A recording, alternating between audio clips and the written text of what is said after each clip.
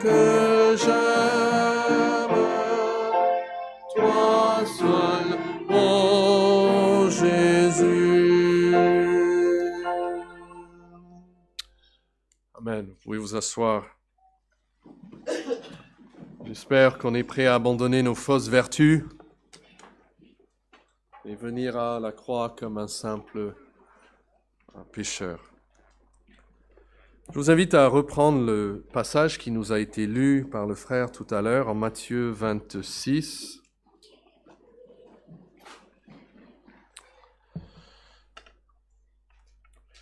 Je ne vais pas relire encore ce passage maintenant, mais notez simplement, peut-être même dans votre Bible, vous avez des paragraphes différents, que les versets 1 à 3, ou 1 à 5, pardon, se passent dans un endroit précis. Et puis à partir du verset 6, nous sommes transportés, si vous voulez, dans l'histoire dans un autre endroit. Et ceci jusqu'au verset 13, pour revenir au verset 14, 15 et 16, au premier endroit. Donc il y a deux endroits et deux histoires qui se déroulent dans ce passage au même temps. Je veux que vous notiez le contraste dans la façon d'aborder la mort imminente de Jésus. On est 2 jours avant la mort de Jésus ici dans cette histoire. Dans les deux endroits, la mort de Jésus est discutée et pourtant de manière très très différente. Et la première chose, presque en guise d'introduction, à noter, il y a 2 maisons contrastées. Vous voyez dans vos Bibles, peut-être mettre un trait entre ces 2 mots. Au verset 3, nous avons ce qui est appelé la cour du souverain sacrificateur appelé Caïphe. Il faut imaginer dans vos têtes une grande cour. C'est-à-dire qu'il y avait donc la maison qui allait tout autour. Parfois, ce mot est traduit palais. Le palais du grand sacrificateur Caïphe. On a l'impression, juste en lisant cela, que c'est un endroit important. C'est un endroit de la haute société. C'est un endroit où les choses se décident. C'est un endroit où est concentrée l'autorité et la puissance du pays. Regardez l'autre endroit, verset 6.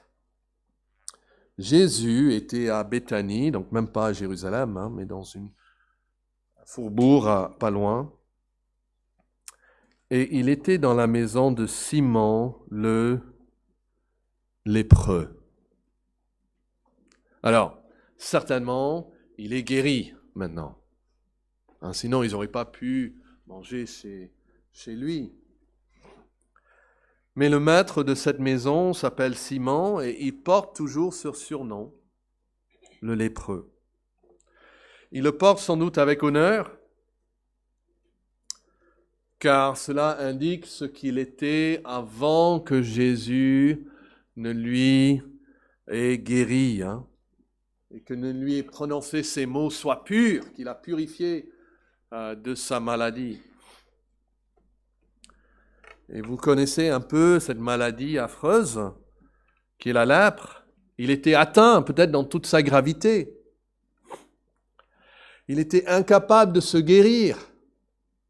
Et à cause de ce fait, les lépreux étaient exclus de la société.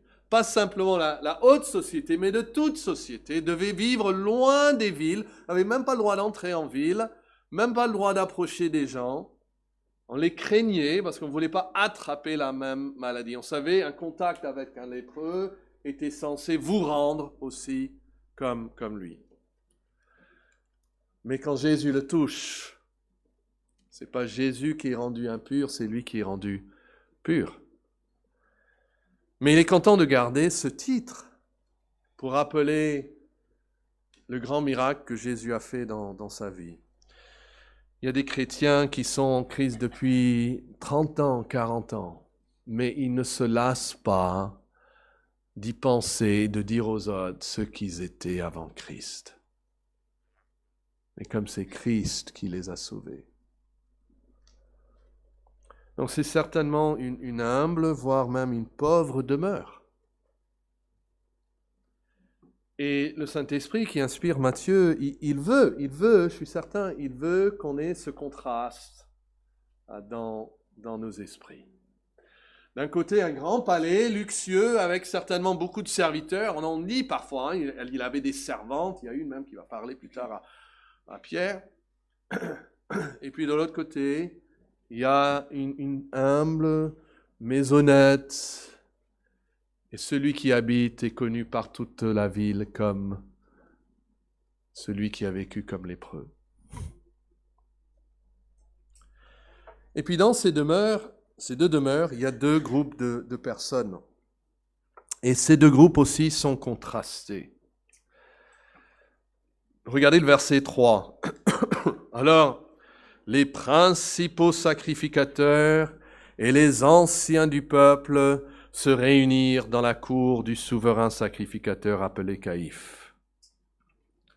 Là, nous avons les personnes importantes de la nation. Nous avons pas simplement les sacrificateurs, mais ici sont réunis les principaux sacrificateurs, les chefs des sacrificateurs, ceux qui avaient l'autorité sur les autres, et puis les anciens du peuple. C'est eux qui dirigeaient, ceux qui faisaient partie du Sanhédrin. C'était ce groupe de 70 hommes qui gouvernaient la nation d'Israël, bien sûr toujours sous la domination de Rome, mais ils avaient quand même une certaine autorité, certains pouvoirs, même pour mettre certaines personnes à mort, etc.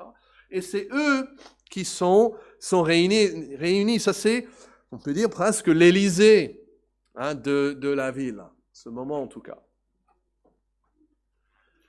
Si quelque chose d'important va se passer, c'est certainement là. Si on va écouter, on veut voir, si on va chercher les reporters, où est-ce qu'ils vont aller? Ils vont aller là, ils vont se positionner à l'extérieur de cette maison, de ce palais. Mais Jésus n'est pas dans le palais de luxe. Et Jésus se trouve, et quelle grâce,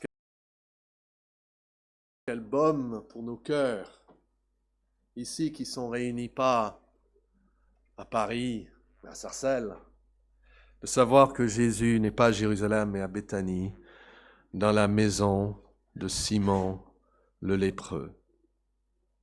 Selon le verset 8, ses disciples sont là avec lui. Vous voyez le contraste, nous avons les grands et les puissants de la nation réunis ensemble, et puis nous avons le lépreux et les disciples d'un certain Jésus. À travers tous les siècles, ça a été comme ça. Les endroits les plus puissants de ce monde, encore aujourd'hui, ont fermé la porte à Jésus. Il se trouve encore de nos jours dans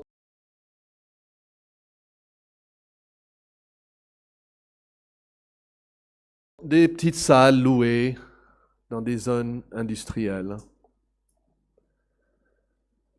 dans des salons de familles réfugiées, peut-être dans une forêt loin de la ville, cachée des autres. Mais Jésus est là.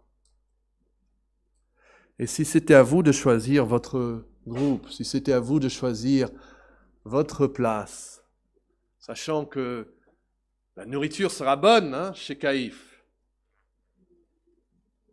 On ne peut rien dire sur Simon le lépreux, on ne sait pas. Quel endroit choisirez-vous?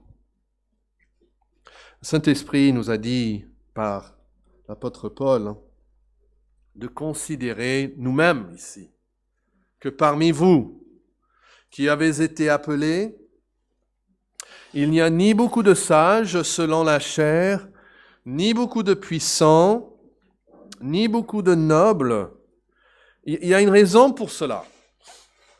Une raison divine, c'est que Dieu a choisi certaines personnes. Dieu a choisi les choses folles du monde pour confondre les sages. Dieu a choisi les choses faibles du monde pour confondre les fortes. Et Dieu a choisi les choses viles du monde et celles qu'on méprise et celles qui ne sont point pour réduire à néant ceux qui sont. Pourquoi? Afin que personne ne se glorifie devant Dieu. Dieu n'accepte pas qu'on se glorifie devant lui. Et donc même Jésus, qui vient à Jérusalem, c'est sa dernière semaine en vie. Vous lisez le récit, il va entrer à Jérusalem le jour, et il n'a même pas de place à Jérusalem pour passer la nuit. Il doit sortir de la ville la nuit pour se reposer ailleurs. Alors, sachez que Jésus n'est pas forcément ce matin dans la plus belle des cathédrales, mais il est toujours au milieu de son peuple, même s'ils ne sont que 2 ou 3 réunis en son nom. Donc l'application, on peut tirer déjà une application, c'est que vous devez choisir votre camp. Vous ne pouvez pas rester neutre. C'est vraiment le cas même pour vous les enfants, les jeunes qui m'écoutez. Vous ne pouvez pas rester neutre par rapport à Jésus. Et une manière de savoir que vous êtes en Christ et que vous aimez Dieu, c'est d'analyser votre cœur et voir si vous aimez le peuple de Dieu. Est-ce que vous aimez le peuple de Dieu? Ces personnes qui sont différentes de vous, peut-être d'une autre culture, notre couleur de peau, une autre éducation. Mais est-ce qu'ils sont le peuple de Dieu et est-ce que c'est ça qui vous attire envers eux? Alors dans les 2 endroits et dans les 2 groupes, la mort de Jésus est évoquée. Mais comme j'ai dit tout à l'heure, de manière très très différente. Nous avons dans le premier groupe, ils discutent comment ils peuvent mettre à mort le Seigneur Jésus. Et pendant que ces 2 groupes discutent, l'un mange et l'autre discute, nous avons 2 interruptions. Et ces 2 interruptions aussi sont contrastées l'une à l'autre. Et nous avons ce qui est parfois appelé une inclusio. Okay? Une inclusio dans les études bibliques, c'est un procédé littéraire basé sur cette idée de sens concentrique. C'est-à-dire il y a un sens au milieu, et il y a quelque chose au début, et il y a quelque chose à la fin qui va relier le milieu. On peut l'imaginer comme un sandwich. Vous mettez le pain, puis vous mettez le jambon et le beurre, et puis de l'autre côté, vous mettez encore du pain. Ça, c'est une inclusio culinaire, on va dire. Et assez souvent, surtout dans les psaumes, nous voyons ça dans les proverbes aussi, nous voyons, il va dire quelque chose, et puis il va aller à quelque chose d'autre, et puis il va revenir vers la première chose. Dans la poésie, on appelle ça A, B, B, A. Il y a beaucoup de poèmes qui sont construits comme ça. A, puis B, 2 fois B, puis on revient vers A. Et nous avons ici dans ce texte cette idée. Il y a A, et puis il y a le B, B, puis on revient à A. Les versets 1 à 5 parlent de ce qui se passe parmi les principaux sacrificateurs. Puis au verset 6, on va ailleurs, on est dans une autre ville même. On est autour de Jésus qui mange dans la maison de Simon le lépreux. Mais regardez le verset 14. Alors l'un des 12, appelé Judas Iscariote, alla vers qui? Les principaux sacrificateurs. Vous les trouvez là au verset 3, vous les retrouvez au verset 14. Et où sont-ils? On sait déjà qu'ils sont réunis ensemble, selon verset 3, dans la cour du souverain sacrificateur appelé Caïphe. Ils sont là réunis, ils sont en train de discuter de la mort de Jésus, et il y a parmi eux une intrusion, il y a une interruption. Quelqu'un arrive à la porte et veut leur parler. Et pour ces dirigeants réunis, c'est une interruption surprenante et inattendue. Parce que qui arrive? C'est un des 12 disciples de ce Jésus, dont ils sont en train de parler. C'est un qui le connaît intimement, qui reste avec lui, qui connaît ses va-et-vient, qui peut tout leur dire. C'est un des apôtres, Judas. Et il se déplace, Jean dit que c'est la nuit déjà, il se déplace la nuit depuis la maison du lépreux jusqu'à la maison du souverain sacrificateur. Et c'est lui-même qui leur fait une proposition. Ils n'ont même pas à chercher. Regardez le verset 5. C'est lui qui leur dit, « Que voulez-vous me donner ?» Et voici la proposition. « Je vous le livrerai. » Il discutait le problème de prendre Jésus. Il ne voulait pas le faire en public. Il ne voulait pas le faire devant le temple. Il craignait le peuple. Il craignait une révolte, une tumulte du peuple. Il se dit, il faut le prendre ailleurs, quand il est ailleurs. Lui, il dit, moi je suis votre homme. Moi je peux vous aider à le prendre quand il est à l'écart. Moi je peux vous le livrer. Au milieu de la nuit, dans un jardin quand il est tout seul. Mais que voulez-vous me donner pour cela? Vous voyez, verset 4, ils délibérèrent sur les moyens d'arrêter Jésus par ruse et de le faire mourir. Mais ils dirent, verset 5, que ce ne soit pas pendant la fête, afin qu'il n'y ait pas de tumulte parmi le peuple. Il semble qu'après avoir consultation, ils avaient décidé de ne pas l'arrêter jusqu'après la Pâque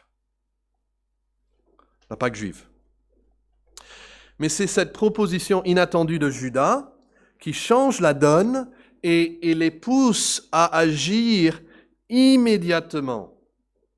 Parce que ça dit, là au verset 16, que depuis ce moment, il cherchait une occasion favorable pour livrer Jésus.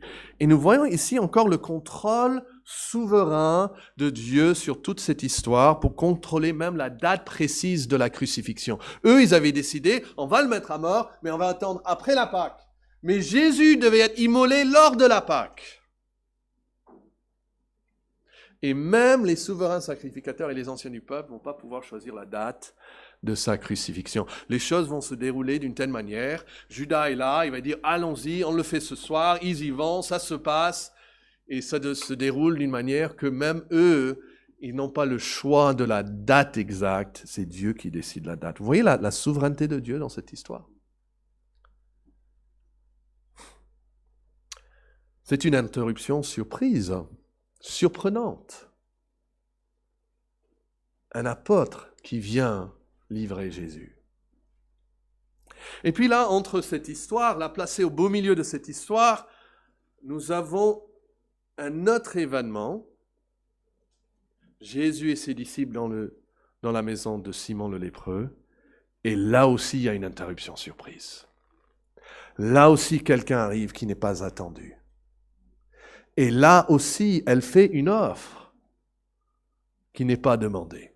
Vous voyez ça au verset 6. Comme Jésus était à Béthanie, dans la maison de Simon le lépreux, voici la surprise, voici l'interruption. Une femme s'approcha de lui, tenant un vase d'albâtre qui renfermait un parfum de grand prix. Notez cette allusion à son coût, à l'argent qu'il a fallu, qui est représenté dans ce parfum. Et pendant qu'il était à table, elle répandit le parfum sur sa tête. Alors, il y a plusieurs événements très similaires qui sont faciles à confondre. Par exemple, en Luc 7, c'est une femme pécheresse qui vient chez un pharisien, qui s'appelle d'ailleurs aussi Simon, lorsque Jésus est à table avec lui, et qui va oindre ses pieds avec ses larmes. Ça, c'est certainement un autre événement qui se passe à un autre moment. En Jean 8, nous avons aussi l'histoire de Marie, la sœur de Lazare, de Marthe, qui oignit les pieds de Jésus et qui est critiquée par Judas. Là, c'est moins sûr si c'est la même personne ici, parce que cette femme n'est pas nommés. Mais ce que nous savons, que cette femme arrive et elle sacrifie son argent. Ça lui a coûté un grand prix.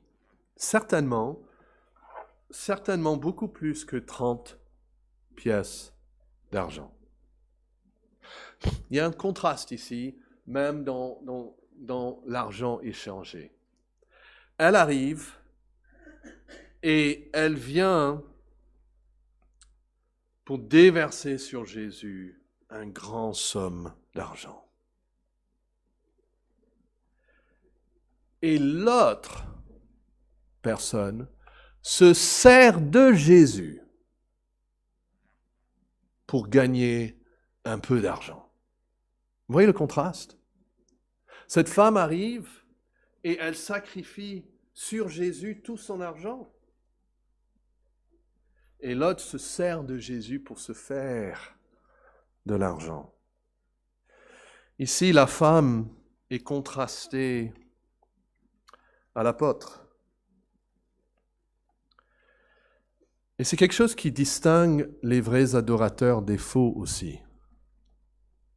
C'est que les vrais adorateurs sont prêts à sacrifier tout pour Christ. Ils sont prêts à donner tout pour Christ. Ils donnent leur vie. Ils savent même que l'argent qu'ils ont n'est pas réellement à eux, c'est à Dieu. Mais il y a beaucoup de personnes qui veulent se servir même de la religion chrétienne, pour s'accaparer du pouvoir, de l'autorité, de la richesse. Ce sont des Judas modernes. Et malheureusement, il y en a plein. Alors que voulez-vous de Jésus? Voulez-vous de l'argent? Voulez-vous vous servir de lui pour la santé, l'argent, etc.? Quand vous venez devant Christ, est-ce que vous êtes prêt à tout lui donner? Mais il y a dernièrement deux vraiment préparations à la mort qui sont contrastées. Je crois que c'est ici probablement le cœur des contrastes. Il y a un groupe qui prépare la mort de Jésus et se demande comment ils peuvent provoquer cette mort. Et puis, il y a une femme qui veut accompagner Jésus et préparer son corps pour la tombe. Donc, il y a ceux qui aimeraient voir la vie sans Jésus, en fait. Pour eux, la vie, peut-être il y a des personnes comme ça même ce matin, la vie belle serait une vie sans Christ. Et puis, il y a ceux qui se sacrifient pour Christ. Notez ce que fait la dame là au verset 10. C'est Jésus qui parle d'elle. Il dit, en s'étant aperçu, il leur dit, « Pourquoi faites-vous de la peine à cette femme? Elle a fait une bonne action à mon égard. » Bonne action. « Car vous avez toujours des pauvres avec vous, mais vous ne m'avez pas toujours. » Et voici maintenant la bonne action, verset 12. « En répandant ce parfum sur mon corps, elle l'a fait pour ma sépulture. » Dans notre traduction, vous avez dit, pour préparer mon corps pour la tombe. C'est vraiment cela ce qu'elle fait. Et puis il dit, verset 13, « Je vous le dis en vérité, partout cette bonne nouvelle sera prêchée dans le monde entier. On racontera aussi en mémoire de cette femme ce qu'elle a fait. » Judas, déjà un voleur qui vend la vie de Jésus pour 30 pièces d'argent, et elle qui donne tant d'argent pour préparer le corps de Jésus pour la tombe. Vous savez, c'est la seule préparation qu'aura son corps pour la tombe. Parce que les femmes, rappelez des femmes qui ont préparé des épices et qui viennent le premier jour de la semaine pour le mettre sur son corps, en fait, elles ne le feront pas. Parce que Jésus est déjà ressuscité. Donc la seule préparation qu'aura son corps pour les 3 jours passés dans la tombe se passe ici. C'est cette femme qui le prépare. Et il semble qu'elle accepte la nécessité de sa mort. Elle accepte, et on ne sait pas comment elle a pu réaliser l'importance, hein. Mais si c'est Marie, la sœur de Marthe, nous savons qu'elle est restée attentive devant Jésus, elle écoutait son enseignement, et donc elle a eu la perception spirituelle de mieux comprendre la nécessité de la mort de Jésus-Christ. Mais Jésus le dit, il faut le croire, qu'elle préparait son corps pour la tombe. On n'est pas obligé de penser qu'elle le faisait d'une façon inconsciente. Elle faisait un acte comme ça et sans le savoir. Non, vraisemblablement, elle le faisait d'une manière consciente, qu'elle préparait son corps pour la tombe. Et ça, c'est quelque chose que même ses disciples ne pouvaient pas accepter. Vous vous rappelez, Pierre, il dit, mais loin de toi, Seigneur, la pensée que... Et puis Jésus doit dire, derrière moi, Satan. Et même ils arrivent, c'est la nuit avant, et leur cœur est troublé. Et ils ne savent pas ce qui va se passer.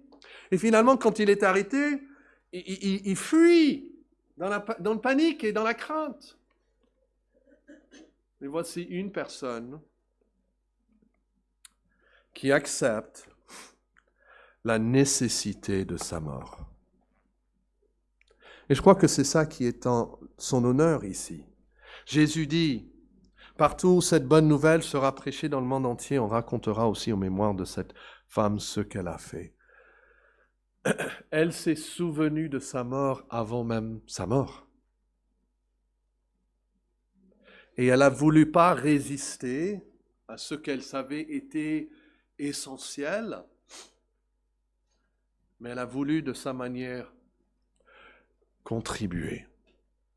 Et même si ça lui coûte tout son argent, toute sa retraite, elle sait, il y a un seul moment, une seule occasion de le faire. C'est maintenant ou jamais.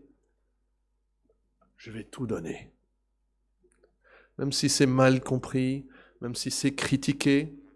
Et vous savez que suivre le Seigneur et donner tout à lui est souvent mal compris, souvent critiqué. Elle dit, je vais le faire. Je vais le faire. Et donc vous avez ces deux personnes-là. Vous avez Judas. Et Judas est un exemple du fait qu'on peut assister aux meilleures prédications. Qui était un meilleur prédicateur que Jésus? On peut voir tant de miracles. On peut même participer au ministère de Jésus. Judas lui-même a prêché. Il a lui-même fait des miracles. On peut grandir au sein même de l'Église et avoir un cœur qui est toujours resté rebelle. Et là, quand on arrive au dénouement de l'histoire, on arrive vers la fin de l'histoire, la pression augmente. Elle augmente de plus en plus. Et le choix devient... on est forcé à faire un choix. Et là, Judas, il craque. Il montre qui il est véritablement.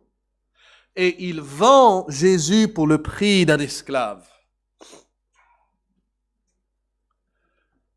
Et puis cette femme, elle arrive, peut-être même pas invitée, critiquée, et par un choix personnel. On voit vraiment que c'est un choix personnel, c'est une adoration personnelle qu'elle fait ici. Elle déverse tous ses revenus sur le corps de Jésus pour préparer sa mort. Mes amis, il y aura à la fin des temps, ou lors de votre mort, que deux groupes de personnes. Judas fait partie d'un groupe aujourd'hui même.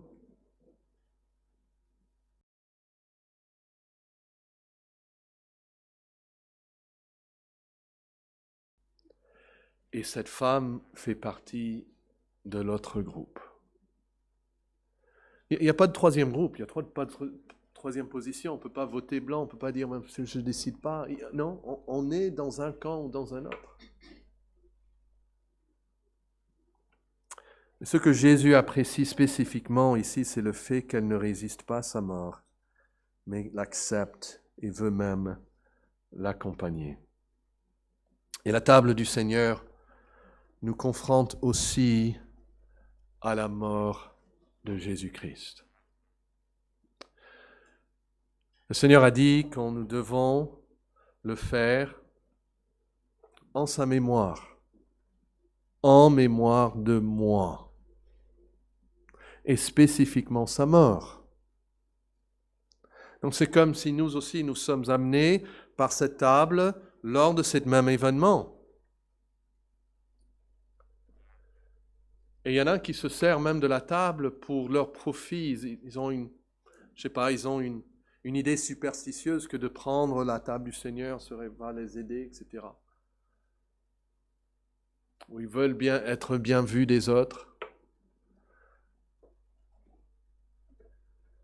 Ou peut-être vous êtes simplement de ceux qui préfèrent les palais de ce monde à Jésus-Christ. Mais là, nous sommes appelés, pas au palais de Caïphe, mais à la maison de Simon le lépreux. Là, il y a la table du Seigneur. Et nous devons considérer sa mort. Je vous partage une anecdote personnelle, mais j'espère que ça nous aidera. C'est que il y a 6 ans, aujourd'hui, jour pour jour, c'était un dimanche, que mon père a prêché à Pessac. Et puis, ils allaient avoir un repas fraternel. Et c'était midi 24 ou 13h24 ? À 13h24, il était au ciel. D'une manière inattendue. Il a prêché, il avait fait 3 km de jogging le jour avant, il avait prêché de tout son cœur, toute son énergie, et moins de 2 heures après le culte, il n'était plus là. C'est la première fois aujourd'hui que son anniversaire tombe encore le dimanche. C'était son jour préféré, et c'est le jour que l'Éternel l'a pris. Et moi, j'avais prêché ici au restaurant, il y a certains ici qui se souviennent, et c'est en rentrant à la maison que j'ai appris la nouvelle. Et donc hier soir, par Zoom, on s'est réunis, les 5 enfants, avec ma mère qui est là avec nous. Mais j'ai ma sœur en Afrique, j'ai un frère en Californie, d'autres en Dakota du Nord, d'autres en Minnesota, enfin on est vraiment éparpillés. 9 heures de décalage horaire, c'est un peu compliqué. Et on s'est réunis pour se souvenir, en fait, de la vie de mon papa et du témoignage qu'il avait pour nous. Et vraiment, c'était un temps béni pour nous. Mais on ne s'est pas attardé sur sa mort. On a parlé plus de sa vie. Même si on est conscient que sa mort, Dieu l'a contrôlée, Dieu l'a dirigée, et on est même reconnaissant pour la manière dont Dieu l'a pris. Mais Jésus veut qu'on fasse quelque chose comme ça aussi, qu'on se réunit, qu'on se souvient de lui, mais spécifiquement de sa mort. Parce que c'est vers la mort que Jésus a marché toute sa vie. La mort n'était pas la fin du ministère de Jésus, c'était le point culminant de son ministère. Il est vraiment né pour mourir. On ne peut pas dire ça de mon papa. Jésus est né pour mourir. Parce qu'il est né pour être un sacrifice pour nos péchés sur la croix. Le salaire du péché, c'est la mort. Dieu ne peut pas rester juste et permettre à des pécheurs d'entrer au ciel sans qu'il ait réglé le problème de leur péché. Et Jésus est venu pour régler ce problème. Et le seul sacrifice qu'il a pu donner, c'est lui-même. Et donc quand Jésus vient à la fin de sa vie, il avance comme souverain sacrificateur. C'est là aussi l'ironie de cette histoire. Il y a le souverain sacrificateur juif et avec les principaux sacrificateurs réunis dans un endroit, mais ils ne savent pas que le souverain sacrificateur, le prêtre des prêtres, le grand prêtre de notre salut, se trouvait dans la maison de Simon le lépreux et qu'il y allait offrir le plus grand sacrifice, le sacrifice. La Bible dit c'est un seul sacrifice pour tous les péchés. Mais qu'en offrant ce sacrifice, il allait s'offrir lui-même. Jésus est le sacrificateur et le sacrifice, voyez? Il s'offre lui-même. Et il le fait pour nos péchés. Et c'est ce que Jésus désire de nous. Il veut qu'on accepte que la mort de Jésus était absolument nécessaire pour me sauver. Est-ce que vous pouvez dire ça? La mort de Jésus était absolument essentielle pour me sauver. Mes péchés, on est toujours là en train de s'excuser, de se justifier, c'est pas si grave que ça. Je vais vous dire comment c'est grave. C'est si grave, cette parole-là que vous avez laissé échapper de la bouche est si grave qu'il a fallu la mort du Fils de Dieu sur la croix pour vous sauver. La mort de Jésus est absolument essentielle pour mon péché. Et après, vous devez vous confier à cette mort. Croire ce que Dieu dit, qu'il y a la rémission de nos péchés dans le sang de Jésus-Christ. Que nous sommes justifiés grâce à sa mort. Comme nous avons chanté, que grâce à sa mort, nous sommes rendus immortels. Et c'est ça un vrai croyant. C'est ça un vrai chrétien. C'est quelqu'un qui vient à Christ, qui veut faire cet échange, où il donne à Christ ses péchés, et il prend de Christ le salut et sa justice. Alors je vous demande, mes amis, est-ce que vous avez fait cela? Est-ce que vous êtes certain que vous êtes en Jésus-Christ? C'est l'invitation que Dieu vous donne. Vous pouvez être simple comme cette femme, hein? On ne sait pas qui elle était, mais vous êtes invité de venir à la croix et de trouver le salut. Et puis si vous êtes en Christ, vous voulez après le suivre par le baptême. Parce qu'on baptise pas les bébés, mais les nouveau-nés, hein, les nouveaux bébés, on peut dire. Les nouveau-nés, ceux qui sont en Jésus-Christ, et qui veulent témoigner par leur baptême qu'ils ont cette nouvelle vie en Jésus-Christ, qu'ils sont nés de nouveau.